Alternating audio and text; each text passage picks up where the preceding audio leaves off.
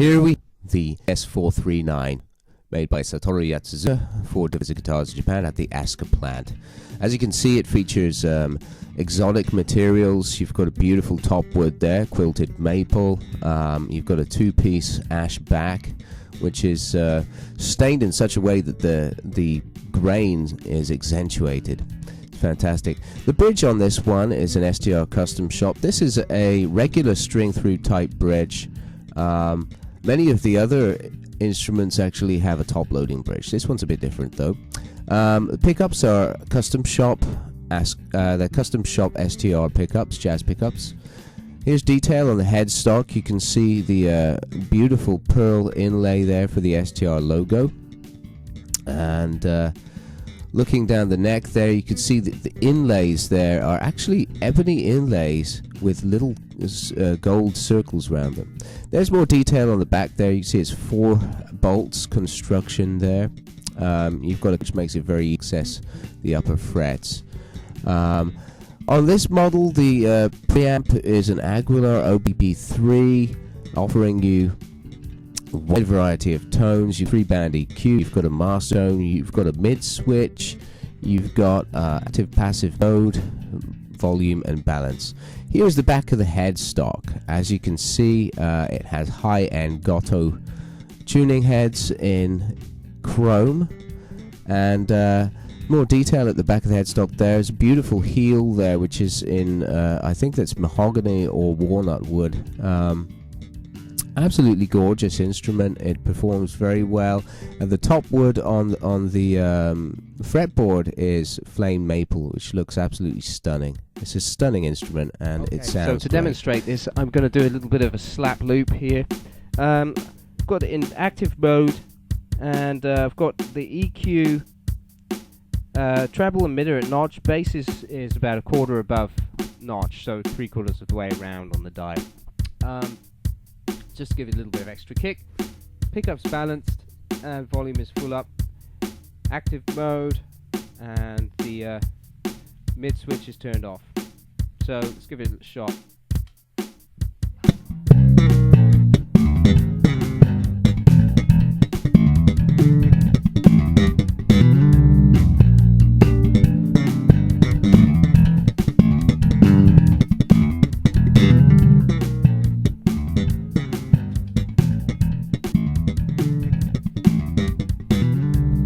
And to go over this riff, what I'm going to do is some harmonics. I'll dial up the treble all the way up and the mid all the way up.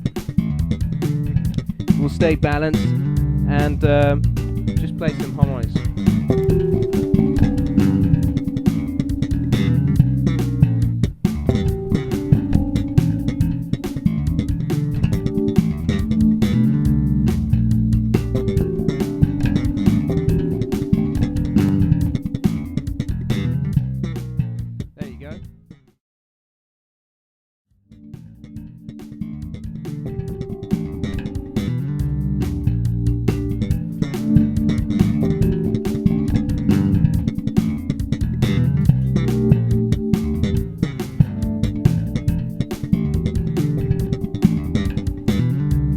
There's some harmonics there for you, nice and clear and beautiful. Now I'm going to take a little bit of melody, and I'll dial the rear pickup for this, boost the mid all the way up and the bass all the way up, and flick the mid switch.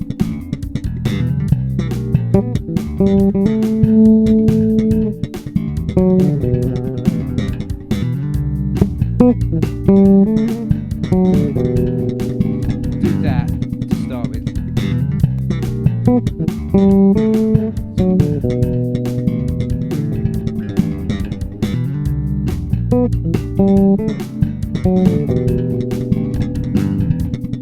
And I'll just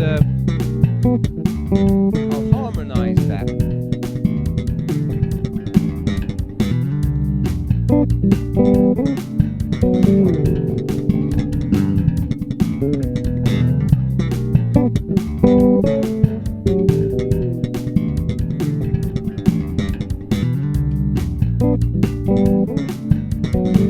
Okay, now what I'm going to do is take a solo over this loop.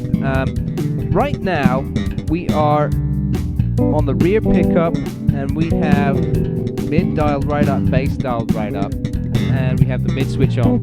I'm going to turn the mid switch off now and I'll just play.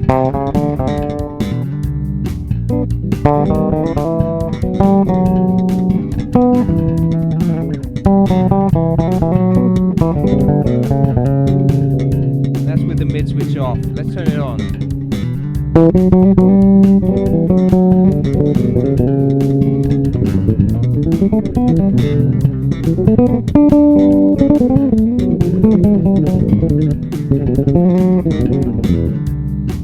So you can hear how that just smooths things out and makes it a bit more creamy and fuggy.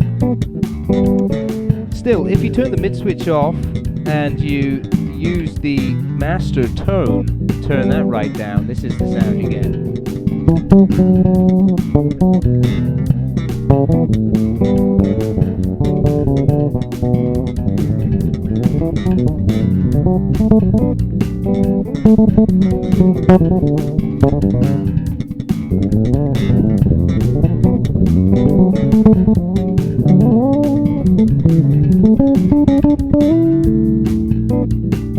Okay, now let's turn the master tone halfway up.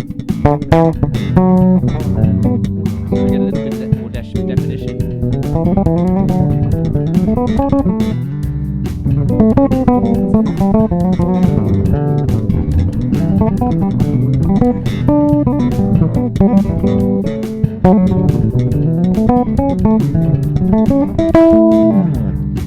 Right, and master tone full up. And then with the mid switch on.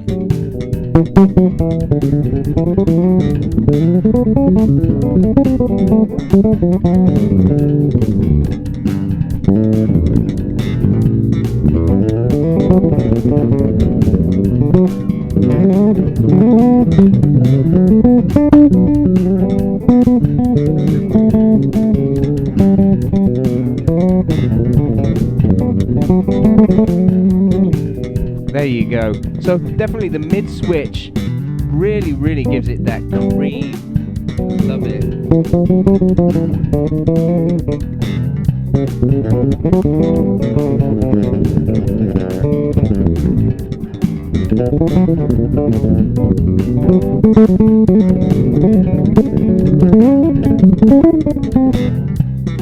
Fantastic. So anyway, that's enough of my noodling.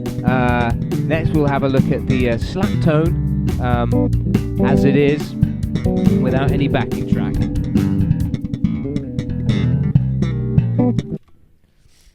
Alright, so this is how it sounds flat for a slap tone.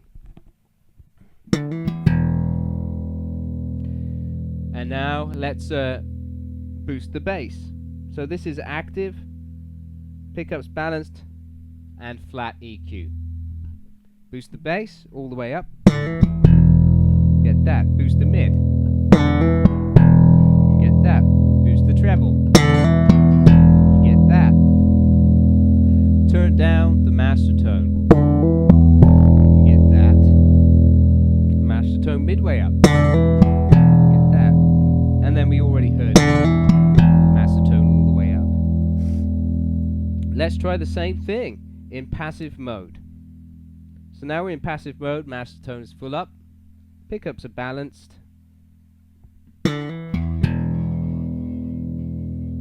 Now, with the master tone off, master tone midway up.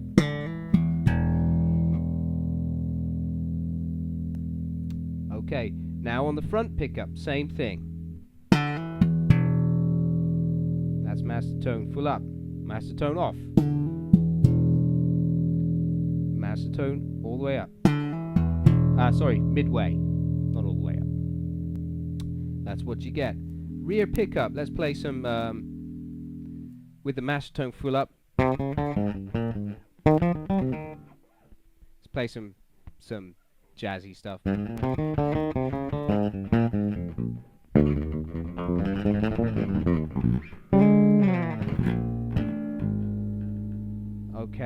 that's with the master tone full up. Let's turn the master tone off.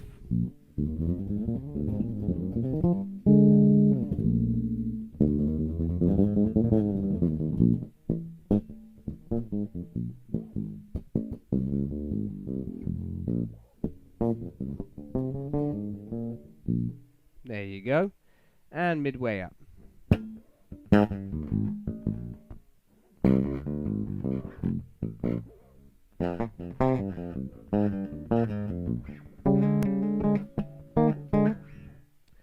Okay, so even in passive mode you've got like a regular jazz bass sound, and let's do that on the front pickup now.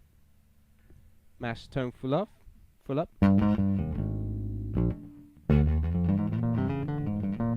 Master tone down. Midway.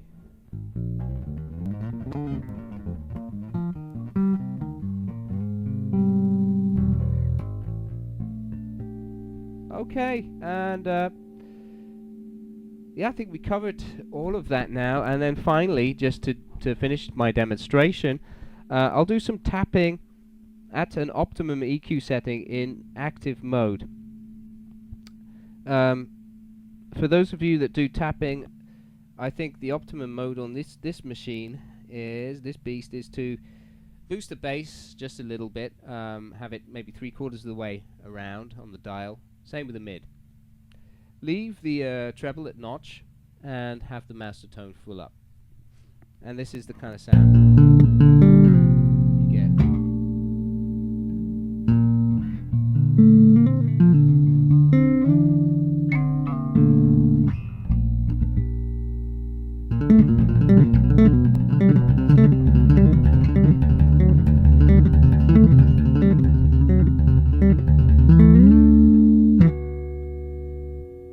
Beautiful.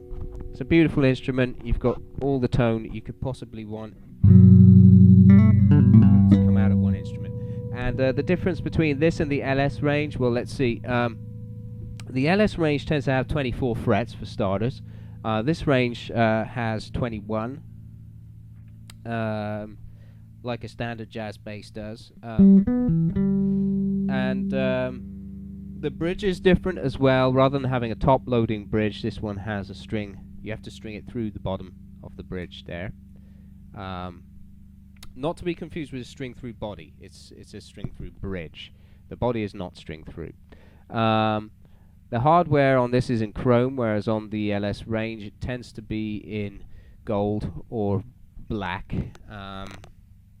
And on the LS range they also have some hip shot hardware as well. So it's all the tuning heads are all the highest end Goto tuning heads, and the bridges are all STR bridges. This one is an STR 4-string bridge, like I said. It's not a top loader though. So this is called the X419 because it's for a 4-string and it's 19mm straight spacing. The other difference is that the CS range has 1-piece maple neck as opposed to a 3-piece maple neck that you get on the LS range.